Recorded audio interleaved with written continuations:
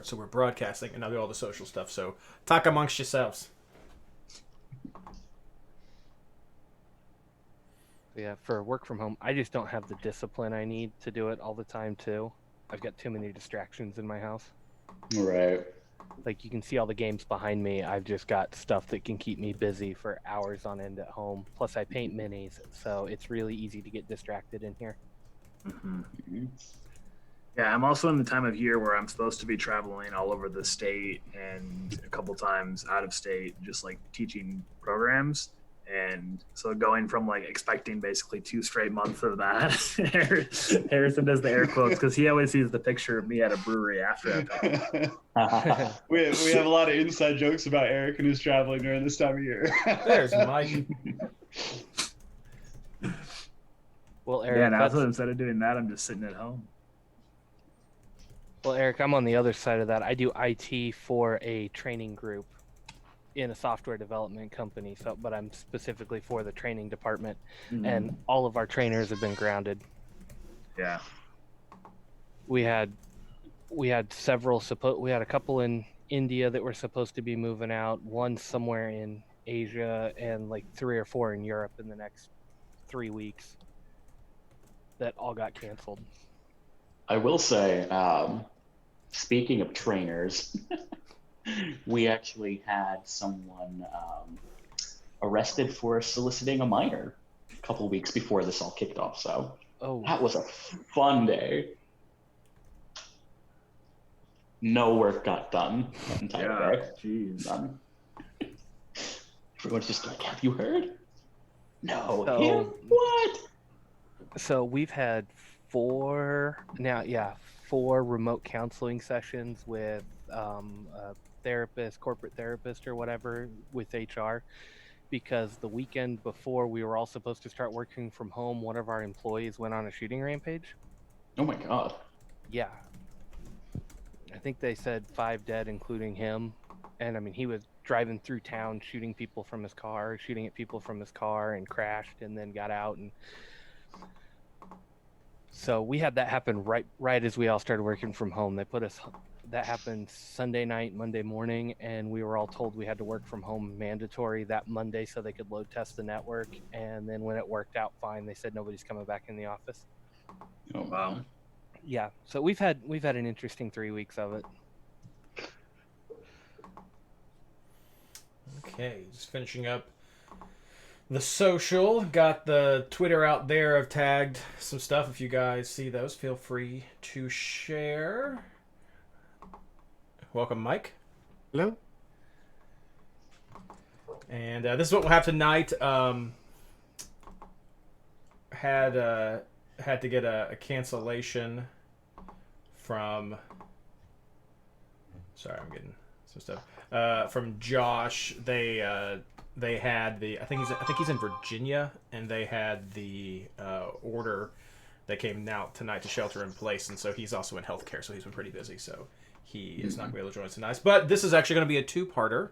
I decided, since we've had 4 or 5 people express some interest in talking about their homebrew system, so I figured, why not?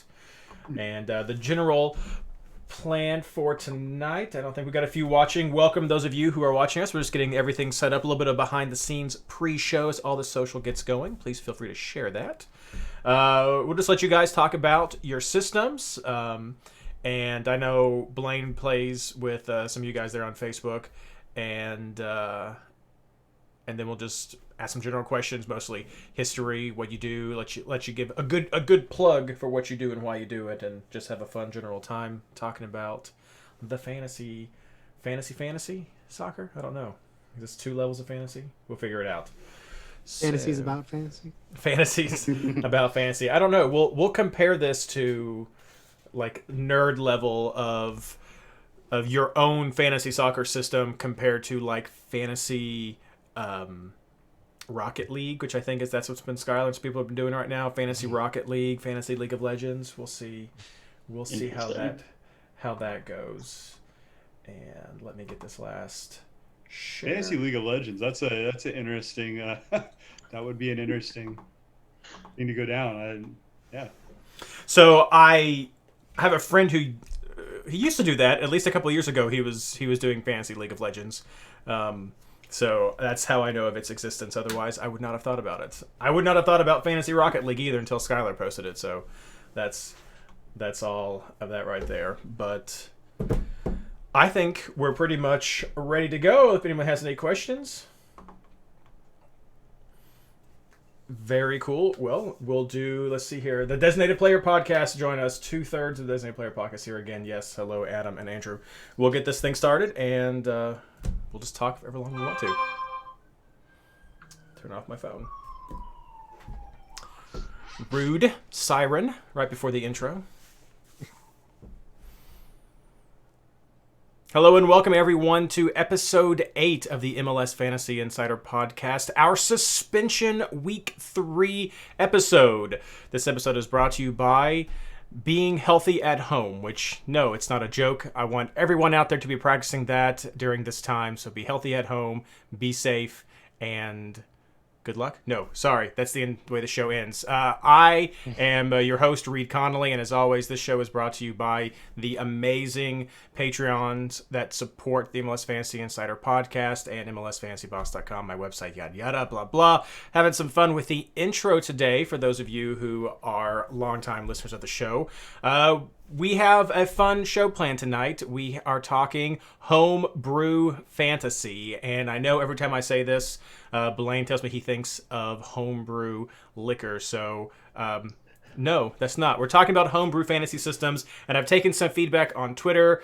We had some of these thrown out to us the last couple of weeks, and so our special guest tonight, this is going to be a 2-part episode of people who do their own fantasy homebrew system. So our special guests tonight are the Nerd League Soccer team group for the win. You guys are out there. I've got Harrison and Eric, and then we've also got Every, who is from Blaine's own. I guess it's not Blaine's own. Blaine participates with it, but he is part of Blaine's Draft Facebook League as well. And of course, as always, I am joined by my partners in fantasy, Michael Denton and Blaine Riffle. How are all of you fellas doing tonight? I'm good. We've got some great, Super duper. fantastic. Glad to have you all here.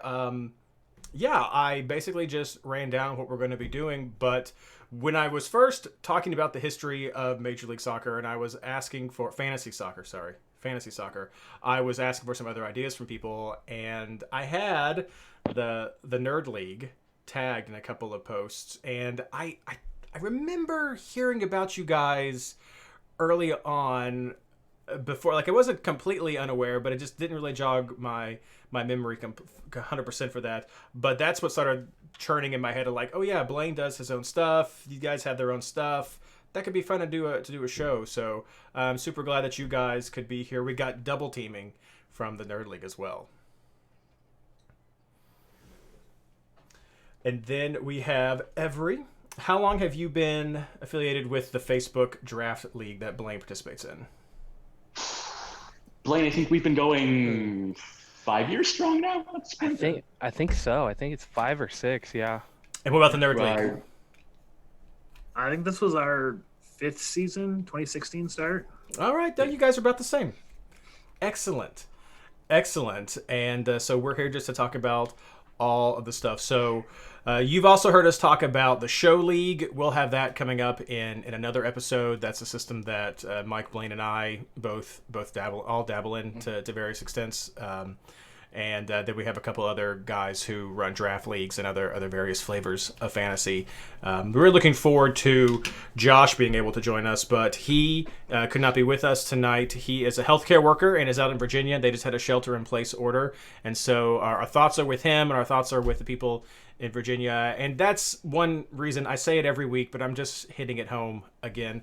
This podcast is still going. This video is still going because we understand the importance of just a mental break as well during this time. I know a lot of people are working at home who don't always work at home, or maybe are working at home with coworkers who they don't always work at home with. And I know it can be super stressful. And we just want to make sure that you have an hour or so where you can relax and laugh and join us for just some simple fun. So super happy to have you guys with me. Again, We got a few people in chat with us right now, and that's fine. We people come and go throughout the show, and so we're happy to have you all as well. We'll get your feedback as we go. Let's just start with the Nerd League, and tell me two questions, and you guys can alternate or do together however you want to do this. Give me a quick rundown about your game and a little bit of the history of how you came to be these 5 years. The history of Howie, I basically put it out on Twitter. I wanted to do an auction style keeper league. And this is Harrison. And this is Harrison, sorry. For a number of years we've handled ASA and all the ASA data. So we had everything kind of at our disposal to pivot to a spreadsheet type league. And so I put a kind of all call out to a bunch of people responded. And over the course of the last 5 years, we've just kind of we've grown a little bit. Eric, how many people did we start out initially? I think 10. I think we had 10 the first year, and then either second or third year added 2 more. Yeah, it just kind of it had to balance a little bit. I think we had too few teams for the expansions that were happening, and so with that, we've kind of been we've described it, or I've described it as an auction-based keeper league. You think that's pretty accurate? Yeah, absolutely.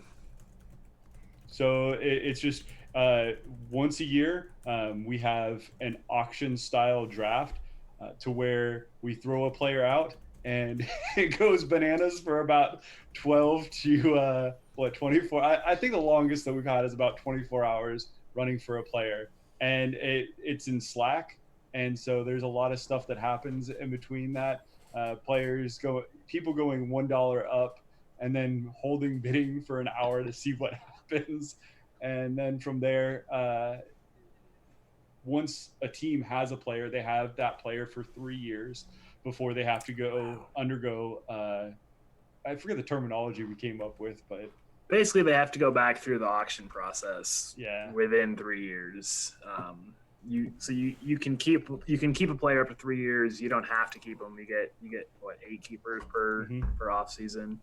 And I think the one thing that I really like about the auction, I've done like fantasy football auctions where everyone sits down and like you do the whole auction in 3 hours. We take like 6 weeks to do our auction because in case we do it in our Slack channel. So we started like mid-January this year, and like the week before the season started, we were finally done with our auction for this season. Wow, that is intense. Blaine, you're one of the resident homebrew guys on the show. We had some language thrown out here that everyone listening may not be familiar with. So we've already talked about Keeper League and auction style. Do you want to break down some of these terms for us? Yeah, Keeper League, that's something we actually don't do in ours, and we do a different system, which I'll let Every talk about in a little bit. But Keeper League means you get to hold over a set number of players from year to year, and that works really well when you're running with a consistent group that's going to be playing year after year after year. If you are lucky enough to grab Carlos Vela, you could keep him, sounds like in this system, 3 years before he has to go back through auction. I bet that's going to be crazy when he hits it. Some leagues allow you to keep their guys indefinitely.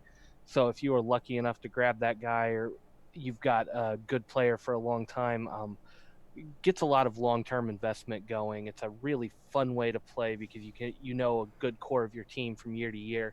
And you also have some guys, if you get somebody young that comes on strong, you can switch them out. So that's Keeper. Auction League, I've never played with an auction style in fantasy. Eric, Harrison, you guys want to fill us in on what you mean with an auction? So for us, and I don't necessarily, it changes for all sorts of, Eric, you said you played fantasy football. How does what we do, compare to what you've done in the past? Because this is really the first auction that I've done, and I think we do it very different than the normal. I mean, I think the main difference is the fantasy football auctions I've done, you're all sitting down either in the same room or on your computer at the same time, and you have like a 1-minute timer on your bid. Whereas we basically say like, you've got 24 hours. So, whoever's up first in the nomination will nominate a player, and they'll nominate at whatever price they want to start at, often $1. Sometimes, if like Vela or someone it's often higher. And we just bid until all but the winning bid passes on that bid. So that's kind of what leads to it taking longer. We're not in a rush to make sure we get it all done at the same time. But yeah, I mean, we get, you get the like dollar increases, and then sometimes someone's just like, all right, screw it, like jump it up by $10. But I think or $20, whatever. And is there a dollar limit? So we have Harrison can maybe might know more of the numbers at the top of his head, but I think we start with $300 for our auction budget. Yeah. And then we have additional money so we call it GAM and TAM. We have additional money that we get. But do you have funny abbreviations alternate of what GAM and TAM really are? Do they? No. No, not really. So you get $300 for the auction, and then you get another, is it $50 this year? Yeah. That you get after the auction. Plus your rollover. Plus rollover if you want to seasons. If you want to really count. So we do allow for half your budget from the previous season to roll over. So for teams that don't want to spend very much, at first we kind of the idea was suggested, I think, the first season, and I think we were really kind of timid about that because it seemed like that would be a lot of money. And the more that we did it, you'd be surprised at how people spend their money. And there just isn't a lot of money that gets rolled over year over year, or people have yet to really commit to botching an entire season so that they could roll over so much money. Because even if you roll over a ton of money onto the next season, that's for one season. You don't get that for the season following. So you get one real serious go at it, and it's just not worth it to a lot of people. It hasn't been worth it to any of us so far. Yeah, I think 2 years ago, I had a pretty significant rollover when I knew I wasn't going to make the playoffs. So I traded Javinko, who was on like $63 out of 300. And so that freed up a lot of space, and I had a bunch of rollover. But yeah, I mean, there were a few this year that had some decent, but no one's kind of gone all in on I'm going to tank so I can have, $600 the next season or 500 or whatever. These are price ranges that I'm sure would make Don Garber cringe when he's thinking about his expansions and his GAM and his TAM and these prices. This is ridiculous. Not necessarily. You'd be surprised, especially towards the end of rounds. Like I had Ola Kamara the first year for $1, Tyler Adams for $2. I mean, the guys at the end of this thing, we spend a lot of money and we go out at it, and then you kind of forget about people that are on the fringe that haven't necessarily found their way yet. So it levels out, you spend your keepers often on those low budget value finds than you do on trying to secure those high point getters, because high point getters, you can go ahead and you can most of the time get people that are pretty close. Obviously, like Blaine said, Carlos Vela, you're not going to go ahead and auction him off every year because that would just be an enormous amount of your budget. But guys that are, in that $20 to $40 range, they're most likely going to get auctioned off every season. Just throw a K right after that, and it just seems so much more MLS-y. right there. So do y'all have a roster size, or can y'all stash as many young players as you want?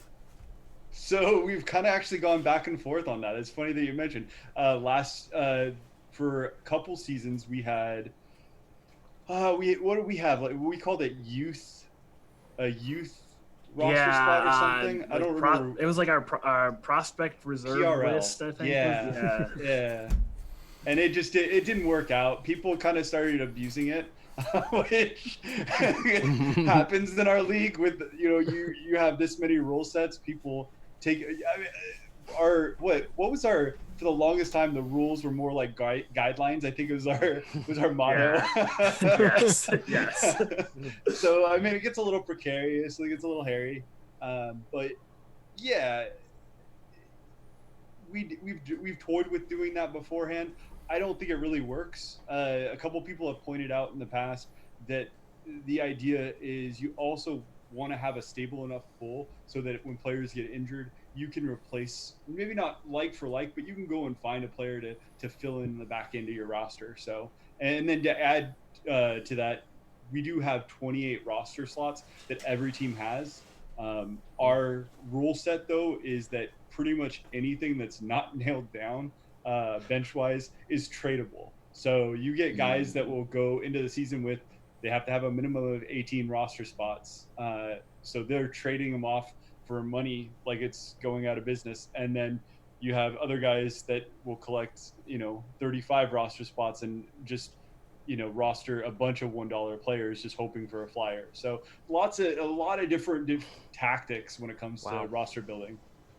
Yeah, I'm glad you remembered 28 off the top of your head, because I was looking at our list of like allocated roster spots, and I couldn't figure out from looking at our list what the actual number was, because it ranges from 25 to 30 that people have based on trades.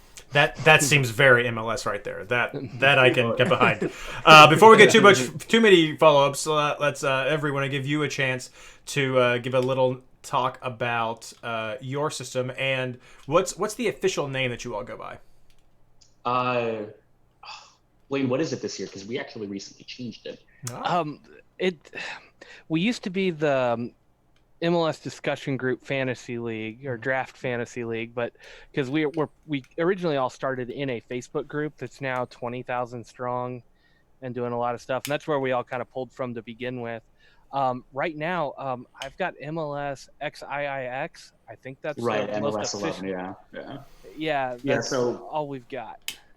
Little history on the league, essentially. A guy by the name of Jason Robertson, who was kind of connected to all of us through that MLS discussion group, basically wanted to run a trial for a draft style league about 5 years back. Started with, I want to say, 8 to 10 of us. And pretty straightforward, 18 roster spots, full-blown draft style over, I think it was Google Hangouts, scoring based off the MLS Fantasy website, weekly, what the heck is it called? Open window and, what's it called? Waiver window. Waiver wire, basically. And so started with about 8 to 10 people, and then subsequently grew into 4 divisions of 40, which has now contracted slightly into 3 divisions of 12 each. And we went through a couple different formulas where we were doing promotion, relegation, and playoffs and shield. We had a Champions League going for a spot in the first division 1 year. So we had people coming up from the third division, different varying levels. To Blaine's point, originally started with a lot of these MLS discussion group folks. We ended up pulling in some folks who were like, I think, top 100 from MLS Fantasy website. I think that's how we got Jeff. Yeah, that's where Jeff came from. We've got 3 or 4 show league players in there with us now too. And it's developed into something quite substantial, yeah. So you don't do the auction style. You use more of that traditional fantasy football, fantasy NFL system where you have the waiver wire. If someone's available, you have a priority of who can grab a guy or. Yeah. So the waiver wire is based on basically reverse draft. Those spots are tradable and they shift based on your selection every week and that sort of thing. What's been interesting has been essentially the strategy behind kind of how you're leveraging your roster, whether that's, trading up on the waiver or, drafting certain guys that that you're going to trade because, a particular person has an interest in a certain team and that sort of thing. A lot of that strategy kind of behind how you're kind of weaving through some of that stuff. In general, I just enjoy the fact that it tests your breadth of knowledge in the league in terms of, are you going to find that little gem in the rough that's going to help you out for a couple weeks, and then maybe you can go and you can dump them. just it offers so much more of a challenge than a lot of us were getting on the MLS website, because you're seeing the same people pick the same players every week. Everybody had Giovinco, everybody had Valeri, that kind of thing. So You bring up a point, which this should have probably been my first question for everybody, all the guests tonight. Do you play the official fantasy game? For the first 3 weeks. That's a that's a fair answer. Up with it is the challenge. That's a fair answer. That's a fair answer. So since your game is based off of, you said it was based off of the scoring from the official game. Correct. Yeah. So you're at least following that. I am not going to ask you Nerd League guys this question just yet, because I feel like with the name Nerd League, we're gonna have a bit of a discussion about your points. So just put a feather in that. We'll circle right back around to this. Give Mike and Blaine a chance though to ask some more questions about our Facebook XII discussion league. I don't know what you guys do with this. Need a name. You guys got to work on abbreviations and making them fun. You guys got to get a name. This is homework. This is homework. Yeah, I'll jump in here. We like Avery said, we are a promotion relegation league, and I don't remember how all it's done. I haven't been relegated yet, so I don't know what it takes to get back up to the top. But I think we get a couple from our Division 3 that come up to to D1 every year. So it's not like you got thrown to the bottom and you're stuck in the basement. You can jump all the way up to the top. Oh, absolutely, yeah. And that's really fun. Our roster's 18 spots, but it's completely freeform other than goalkeepers. We do have a hard rule. You can only draft 2 keepers, because we don't want somebody drafting 10 keepers and saying they're all, and just trying to use them all as trade fodder. You get to draft 2, but you can have 3 on the roster at a time. Because when we're up to 12 teams in a league right now, and a couple of years ago when we jumped to that, or when we started doing that, there weren't enough starting keepers for everybody to have 2. Which made your backups and your sub spots really rough, and so now we still allow you to have 3, but you don't see that as often anymore. A lot of guys are carrying 1. And it's definitely been interesting in terms of the expansion of the draft league itself, conjointly with the expansion of MLS as a league, because we're seeing more quality, we're seeing more starters. So not only do you have to know more teams, but it just allows you to have more talent available at your fingertips. It makes it that much more competitive. And one of my favorite things is not going through the waiver window, but the open window. When you grab some young up-and-coming player 2 weeks ago, and then he has a good week right there, and everybody starts trying to grab him really quick to find out he's already taken. That's just been one of the highlights of this one, because we do it in an open forum, and somebody goes, "Oh, I'm taking him," and like, "Well, I wanted him. And it's like, and somebody else comes in later and goes, "Oh, I've had him for 2 weeks. Sorry, guys." And it's just been one of the highlights of this, and it happens all the time because we can't keep up with everything, and just there's too much, and the information's spread out enough, and it's always fun, but it's for me at least, this league has been a big learning experience for all the players. 18 per roster and 12 rosters out there. That's a ton of talent being pulled out quickly. You've got to scrounge for some of your depth players, especially when injuries start coming in, and you really learn kind of the deeper parts of all the MLS rosters, not just the few teams you can follow or what you learn watching highlights on the website. The draft style has been really interesting in that respect. I'll give the example of last year. I think my first or second overall pick was Bradley Wright Phillips. Any other year, phenomenal pick, right? You're expecting that guy to score 15, 20 goals. Obviously, we all know what happened with Bradley Wright Phillips last year. Total bust of a year. I ended up picking up Wando in a waiver wire, final probably 8 weeks of the season maybe. And he just happened to go on a tear that specific period of time. And he basically saved me from relegation within very, very slim margin. So you mentioned that this system gives you a bit more of the nuance and that you were missing from the official system with the draft and the waiver wire. Is that the inspiration for this game? Was it to recreate that more familiar American style fantasy game, or something else? So I don't want to speak for Jason necessarily because he was the one who did found the league, but I think he came from a background of being an MLS fan, being an NFL fan as well. So I think he probably played in NFL draft style leagues in the past and had kind of liked that format and was kind of frustrated with what was available to us as MLS fans. So Got it. Yeah, Okay. I helped write some of the early rules. Jason had a really good outline done, but I helped refine a lot of it as new stuff came up. Just as Nerd League talked about it, where there's rules that can be bent, they'll be bent and shaped to fit your needs. I helped come in and kind of iron out some of that nuance for for competitive fairness more than anything. Right. No selfish reasons at all for your team that's never been relegated. Yeah, never.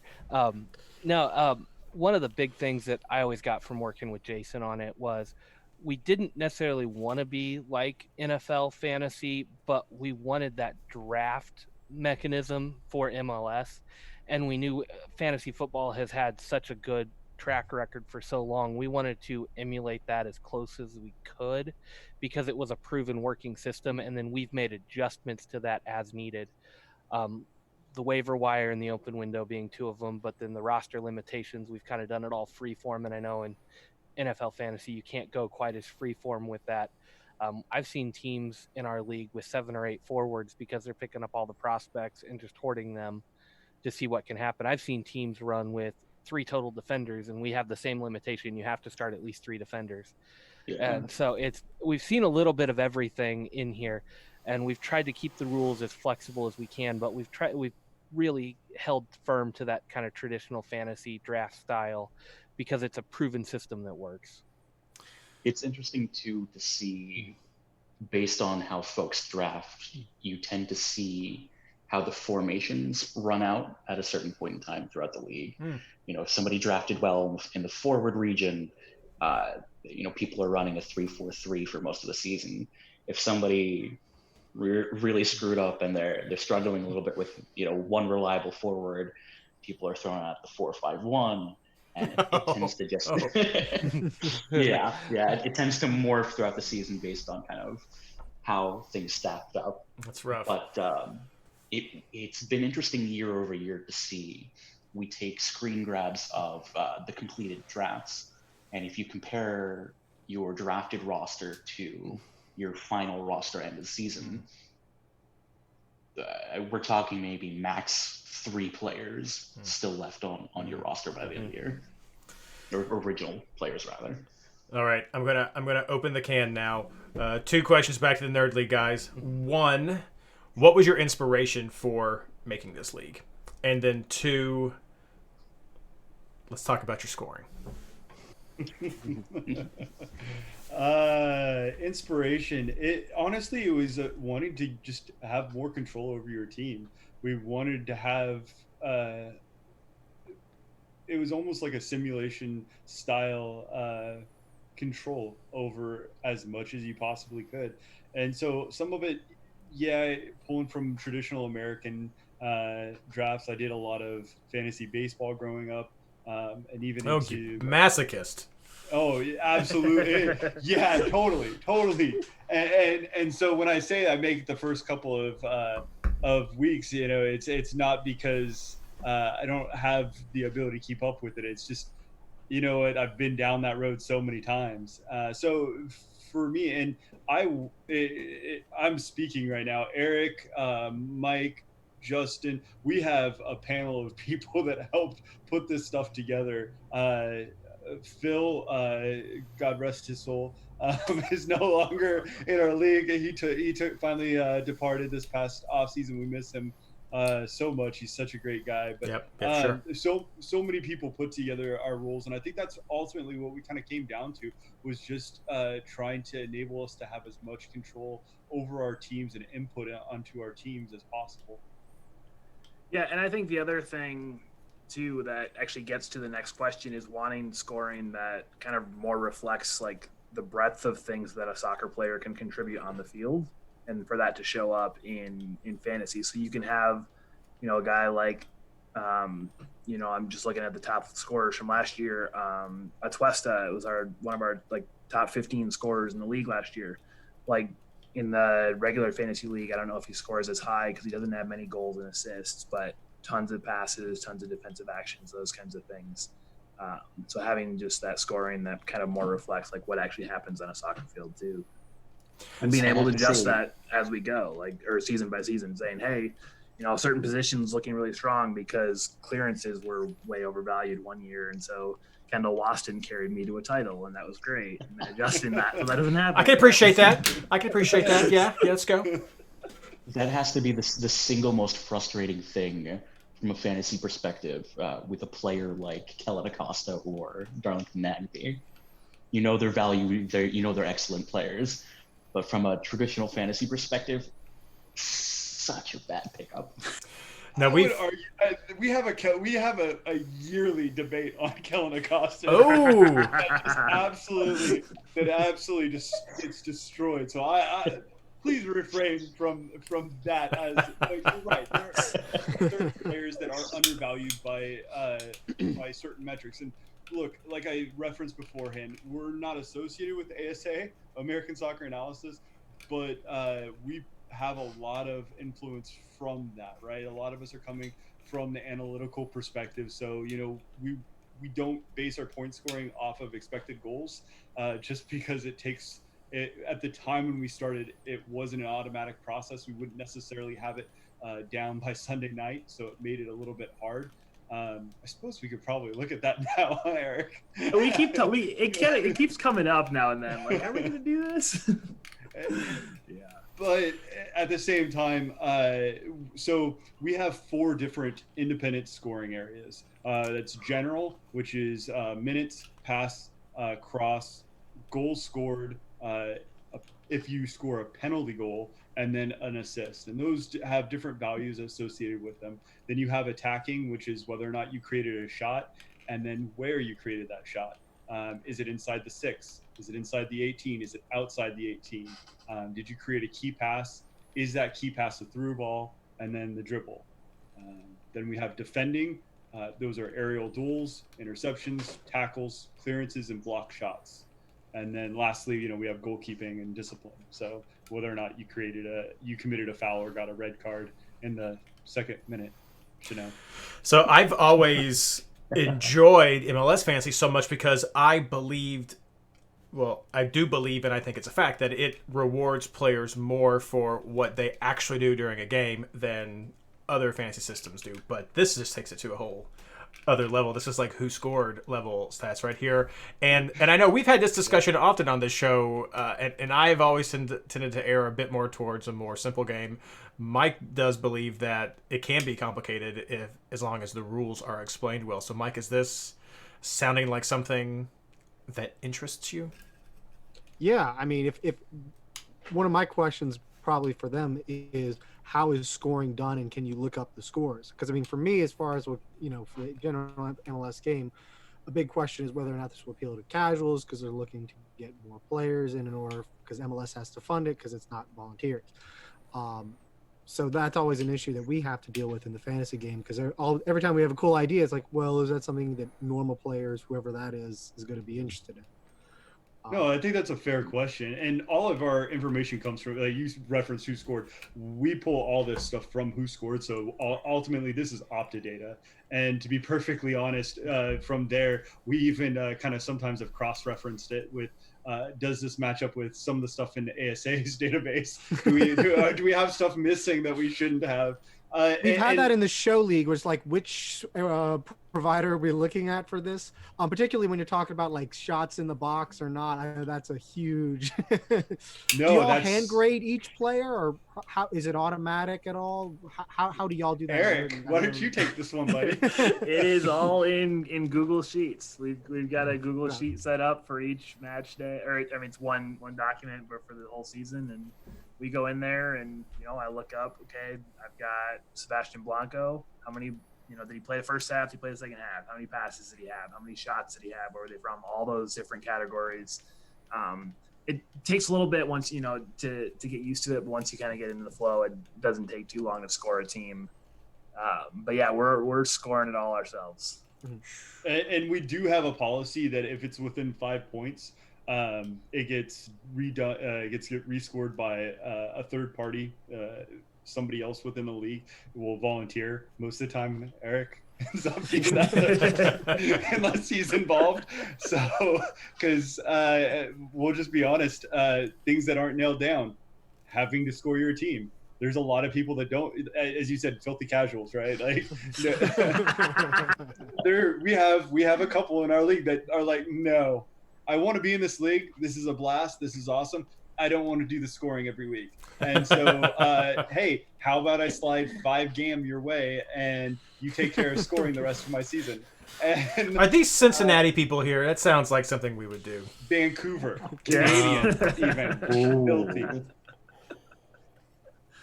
Not don't Queen need of the this Nerds game. or anything. We don't need GAM. We send that to Philadelphia. Will take that. That's wild. So do you do fractional points or are they all full points? Yeah, no. So like a pass is worth 0.05 points. Okay. We could run through the whole list, but that's probably more than you want. No, I think at this point, that but- says it. That says everything. They so Right the, there, so so the one the intense. thing I'll say is there. So like defensive actions, for example, pretty much every defensive action is 0.35 points, except for a blocked shot is 1.3 because that's more valuable than an interception, a tackle, a clearance. So it is they're not all like the same. So the things.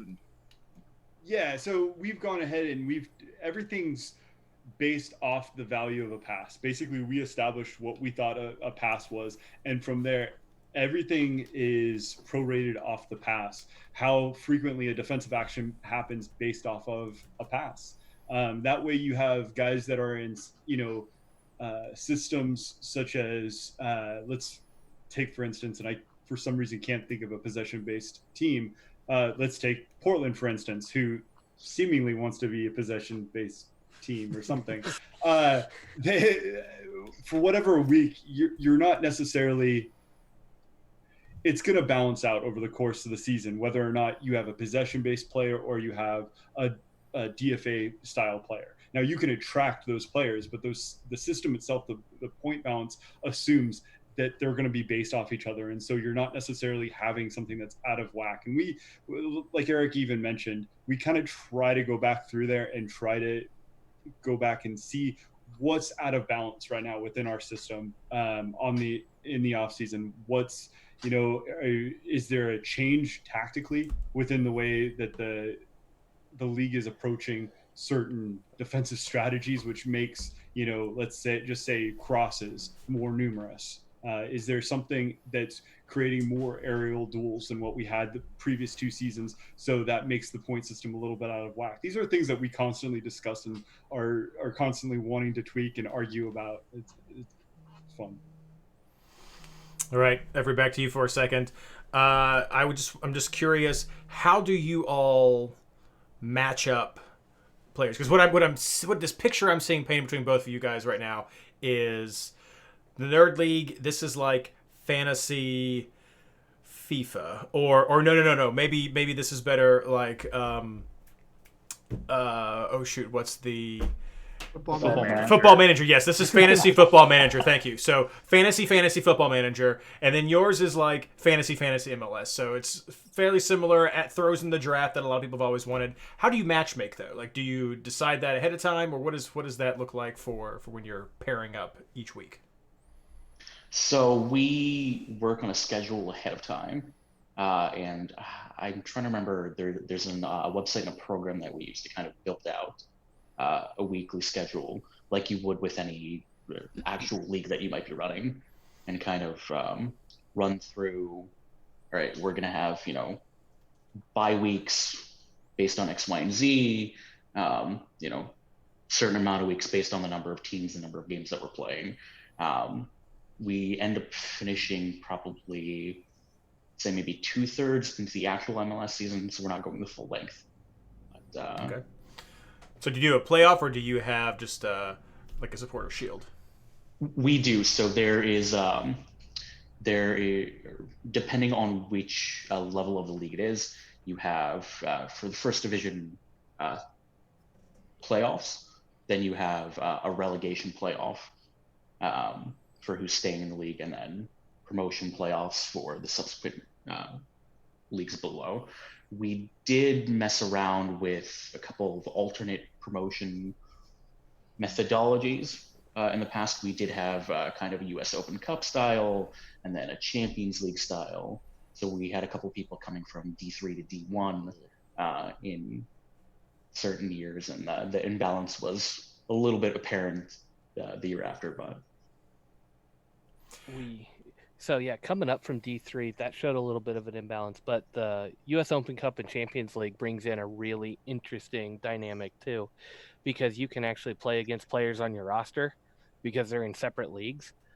What got really rough was when we'd have, I think it was one of the show league guys came and joined D3 that year, and D3 was literally a bunch of scrubs that year too.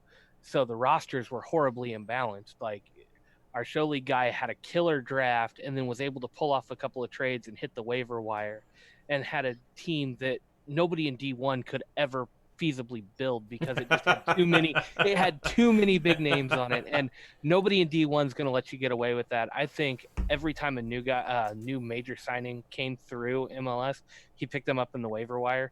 Like, there was no hesitation. Everybody's a little gun shy on pulling the trigger on those new signings. Just grabbed every single one of them and just had a stacked roster and kind of rolled through Champions League. I don't know if they ended up winning it that year. I can't remember, but we've had some of that imbalance too. So it's really interesting to see how the top league fares against some of the lower leagues in those interleague play, because it can be really unbalanced teams if you get a little bit top heavy in one of those bottom leagues. Well, we've had a couple bizarre scenarios as well. Like, there are, to your point, there have been people in D3 who really didn't belong in D3, either because we're placing them there because they're new, or maybe they're returning folks who have been in D1 for years. I'll give the example of Jason. Jason stepped away temporarily for a little bit, and now he's back. And again, a guy with a D1 pedigree playing against relative newbies, really severe imbalance. But we have scenarios where people will drop mid-season, then somebody has to come in and kind of pick apart the pieces of a really shambled roster, or homerism takes over, quite frankly. We have a guy who's been playing in our league for years who's a massive Columbus Crew fan, and you know that if you've got a Crew player, there's a pretty good chance that you're going to be able to pull off a pretty imbalanced trade. Oh, what he would give for Zardes today. Eric Harrison, same question for you guys. More or less than you, Blaine. A whole lot more. Hit the rock the Blaine stash. Same question, Eric and Harrison. How do you guys do your matchmaking, and what's the method for deciding the overall winners? Yeah, so we set a head-to-head schedule before the season starts. We do split season, Liga MX style, the Apertura and Clausura. I think it's 11 games, so we're playing through the schedule once in each, and then a playoff at the end. So it's like the winner of each season makes the playoff, and then the next top two overall also get in, and then the winner of that at the end is our champion for the year. I was gonna joke not to pick on one person too much tonight, but talking about homerism, I think we have one person in our league who has like 7 Vancouver Whitecaps on the team. So no names mentioned there, but she knows who she is. But she still had Ibrahimovic and still won that championship. That's true. She won the league last year, so she's gonna cling to that. She rolled with that. That's debate. Yeah, it put us all to shame. We are very good friends with our Switch the Pitch. I guess I was going to say fellows, but they're formerly MLS female, now Switch the Pitch, and we've had a very good collaboration with them. So I think we need to give props to the ladies that are doing well and kicking butt in the Nerd League and other leagues as well. So there you go. Regardless if you're a Vancouver homer or not. She's got the rings now to over a couple guys that have been so close the last 3 years. We have guys that have been in the finals back-to-back seasons with nothing. So yeah, it for her it's definitely something that she her queen of the nerds reigns on Twitter. So. That's that just needs to be like the title, Queen of the Nerds. That's for whoever wins, regardless of gender. They're just the Queen of the Nerds. That's the name of your trophy. Is what that's going to be. All right, so these are really cool systems that you guys have going. Both systems, like I've dabbled a little bit with the Facebook one that you guys have, and this is just intense and really does appeal to some of the statty things that I like as well with the Nerd League.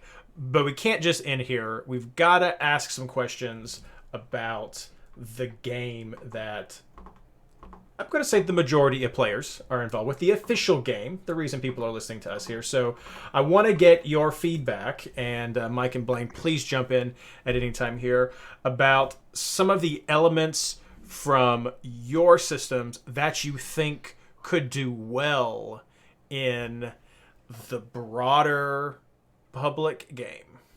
I'm going to let you nerd guys think on that for a second. That might be a hard one. So we're going to go with you first, Every, because there may be an obvious answer. But what do you think could transfer well to the official MLS game that you guys are doing? I think just the draft style, quite frankly. We have various levels of leagues within the official game, whether you're competing against, fellow Vancouver Whitecaps fans, or maybe you have a closed league from a group of friends that you're working. If you could do a draft style within kind of those more private leagues, I think that would appeal to a lot of folks.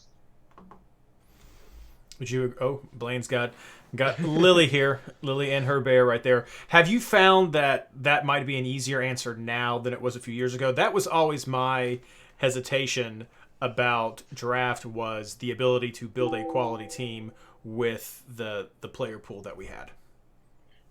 It's definitely improved over the years. I still think there is a level of intimidation in terms of the newcomer, and to a certain extent, I think having week team of the week and that kind of thing it has helped a lot of folks who are newer to MLS and to MLS fantasy as a whole on the official website. But I think looking at past years, folks are starting to get a picture of who are traditionally some of the better players in the league, or even if you just watch the league casually, you're going to kind of pay attention to who some of the more well-known guys are, and a lot of the time that'll match up to being a success in terms of score points. Like Zlatan came into the league, obviously a well-known name. For a lot of folks was the coveted number 1 overall pick in a couple of years in a row. So all right, Eric Harrison, same question. You've had your time.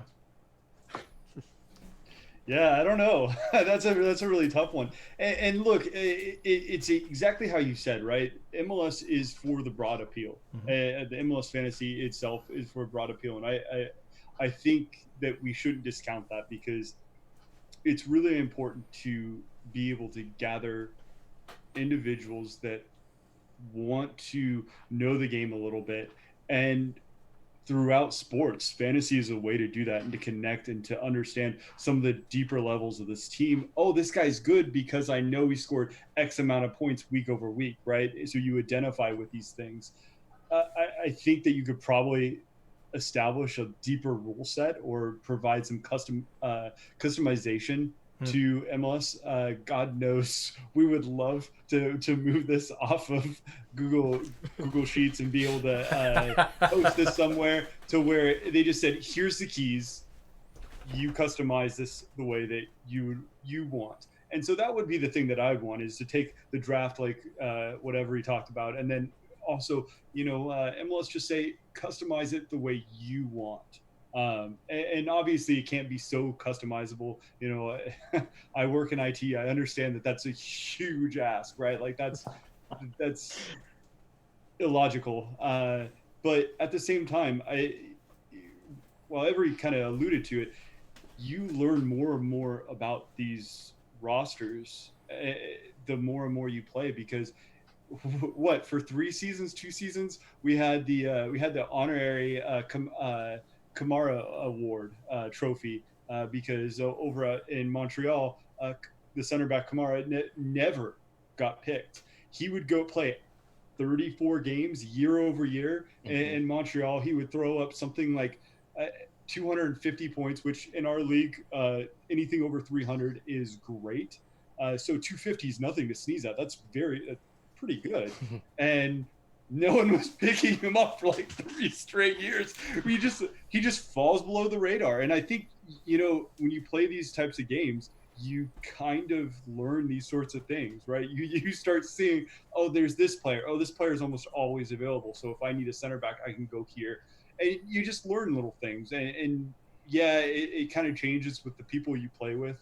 Certain players aren't available because, hey, this guy lives in Toronto, Montreal, and he kind of hoards those players now. But maybe there's a player that lives in Dallas and he collects all the Dallas players. But you start understanding who's available and who's not, and I think that that's a key aspect of any type of fantasy league is starting to identify players and player. I don't want to say player value, but player associated ability, I guess maybe, because then you just kind of have a little bit more intrinsic knowledge about the league as a whole.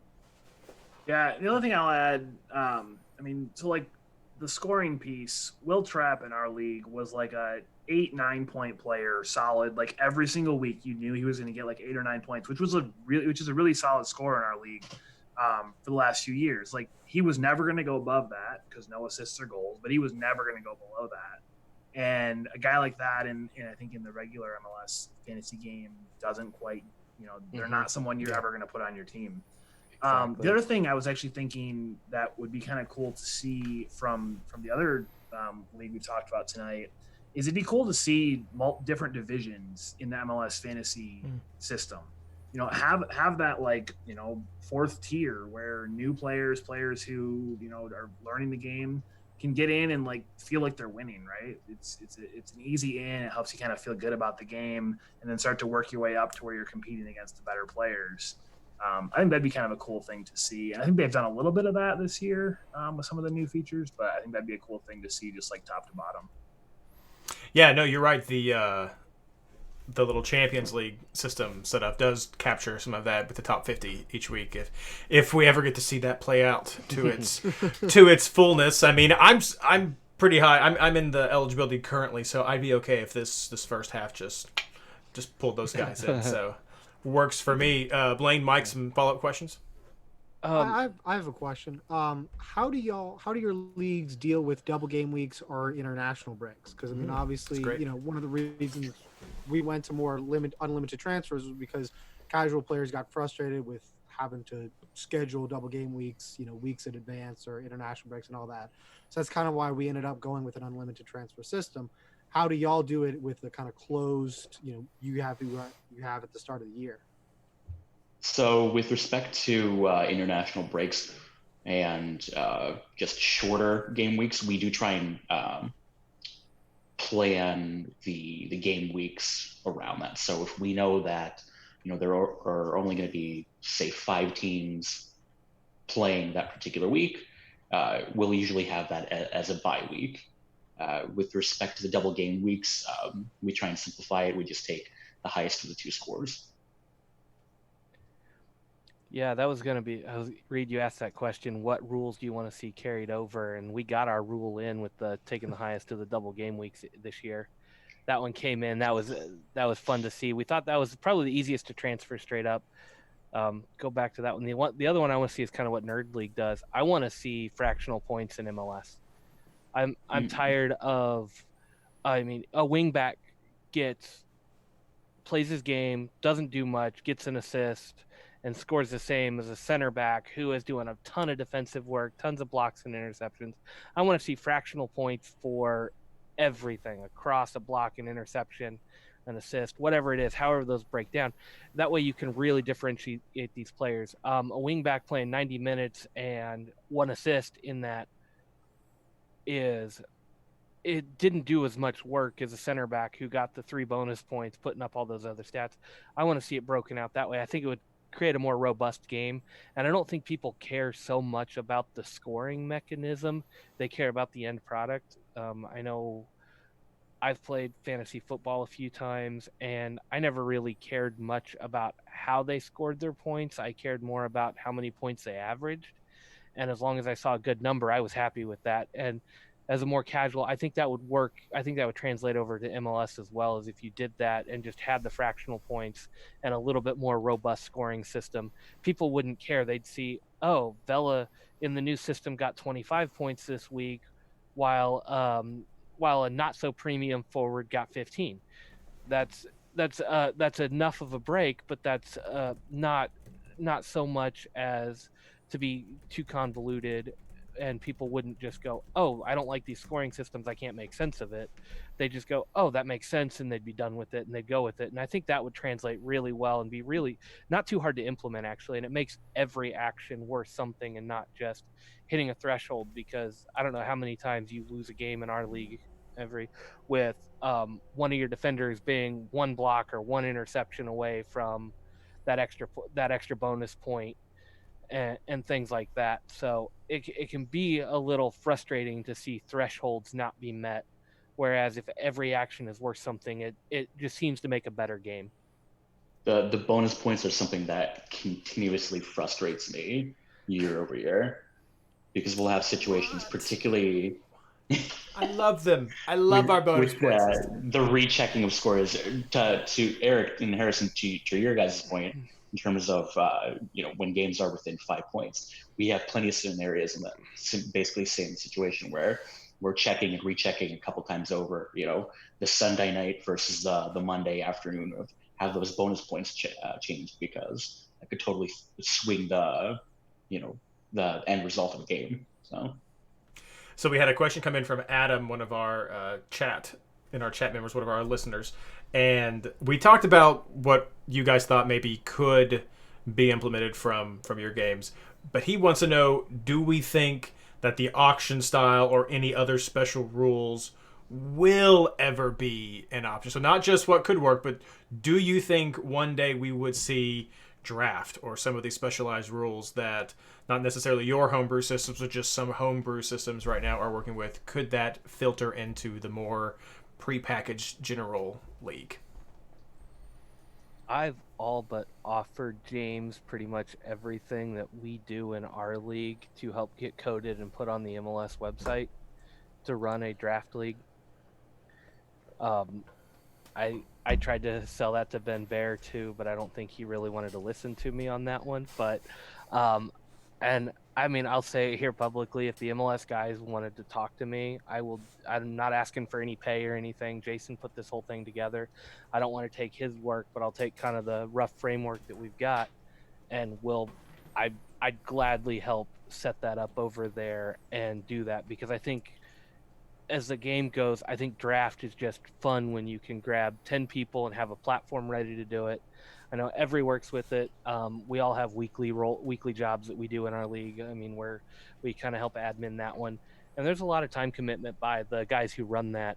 It would be so much nicer to have it all built into a website permanently that does everything for you, instead of having to go out and do it by hand all the time.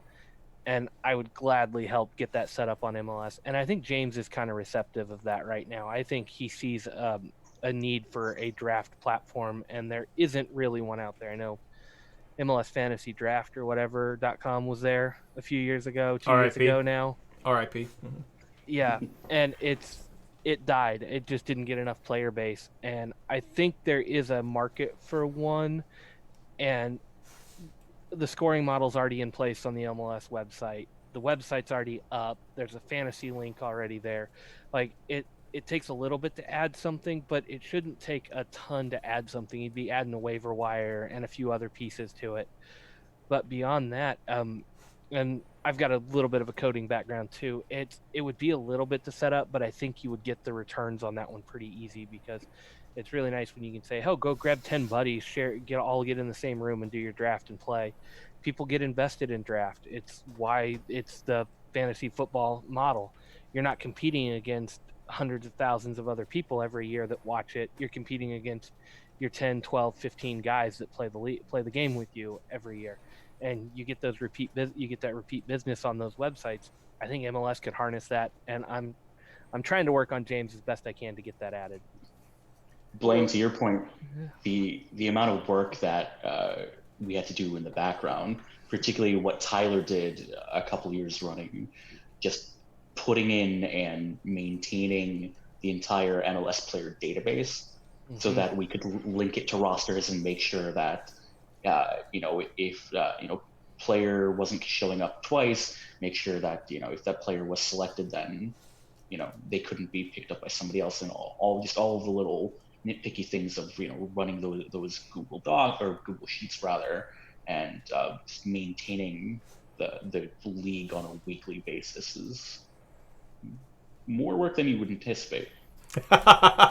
Well, and to your guys' point, right? Absolutely, it's a better system for players in general, but financially, MLS will pivot to it. I think eventually, when it becomes when they have such a player base that you start anticipating you're going to get your investment back on what you put into this. And yeah, they absolutely will. And I don't laugh because I think that your guys' what you've met, Blaine, is outside the box or unique in any way.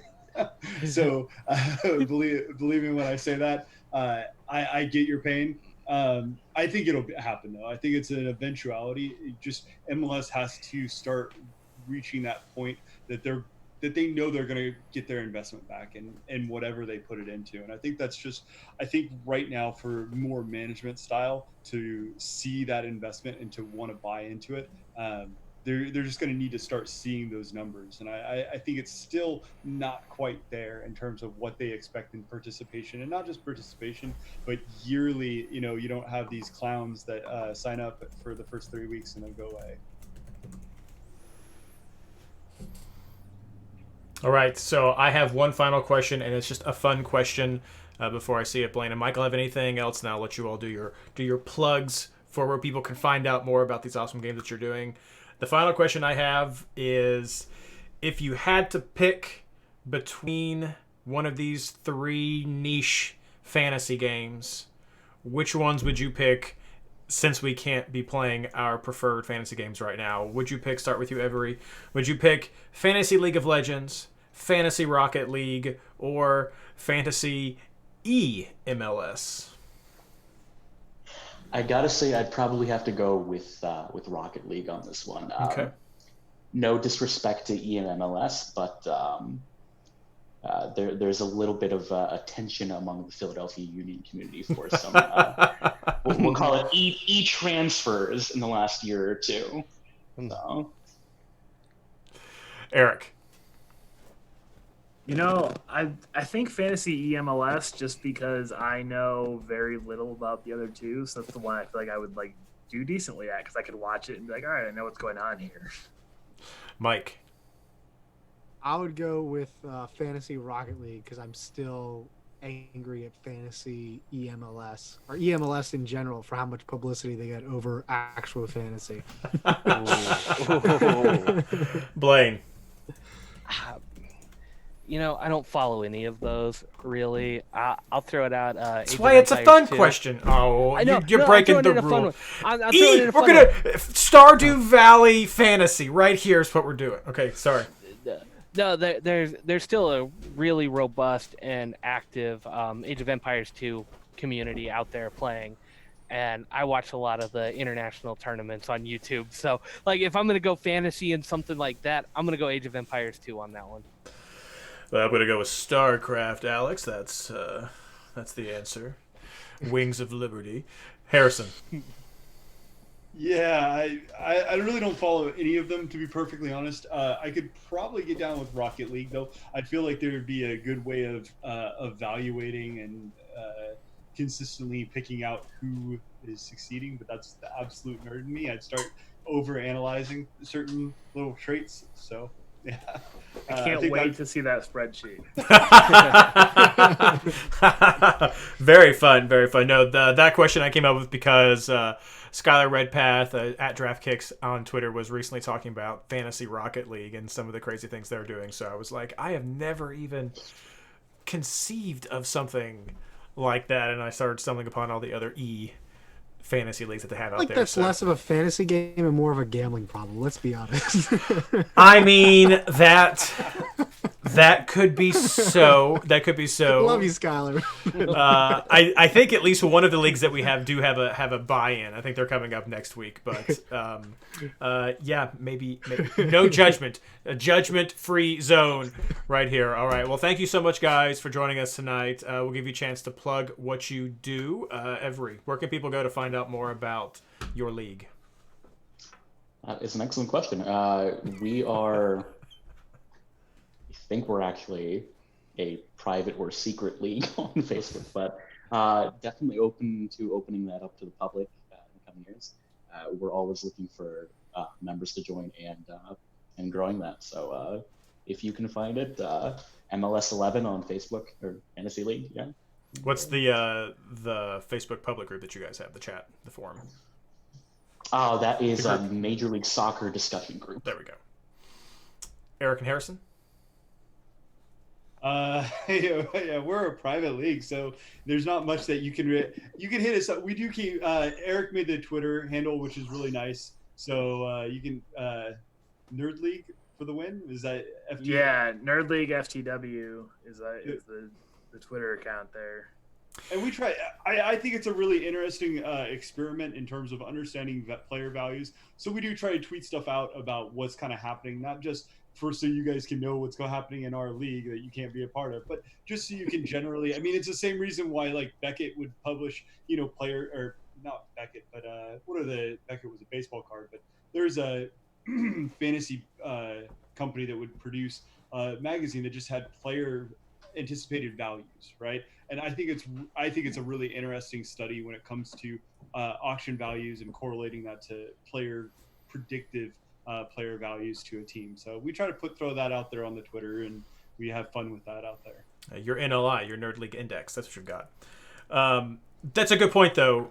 I think a lot of people probably had these homebrew systems are private systems, so I'm going to modify what I did just ask and say if you are interested in some of the things that you've heard tonight about these systems, these are ways where if you want to reach out to these guys to learn a little bit more, then that's where you can find these people's presence on the interwebs. And maybe, if you're lucky enough, one day there'll be a spot open that you could fill in and join one of these elite leagues if you want to make your own. So I think that's what it is it's more about where to find tools for people who think this is cool or just want to give you a like or a follow. So and Reed, we're totally willing to share anything.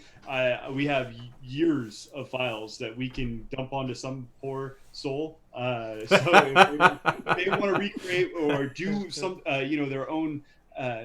their own thing based off of what we've done, we're more than willing to team with other people and create something and help them also. So this isn't about it being just our private league. It's just we would love to help recreate it and give people the same opportunities that we've made for ourselves. Awesome. Yeah, I think that's us too. I mean, we've always been open to expanding. We've had at most 40 players active at one time. But our leadership circle is kind of tapped out on what we can handle and what we can run with all the overhead. That said, though, if you had a group that if you wanted to get in, I mean, you can contact me on Twitter. I'm always on the show, and I'm easier to find on the Twitter world for this. If we had a group of 10 people that often said, hey, we just want to run one kind of associated with you guys and be involved in your chat, by all means, I would vote to say, yes, let's get everybody in. And if you guys want to learn it and help run a league and then promote into our other leagues, that's fine too. Like I'm more than willing to expand. But our big hang up has been just manpower. And I'm sure Nerd League guys will tell you the same thing.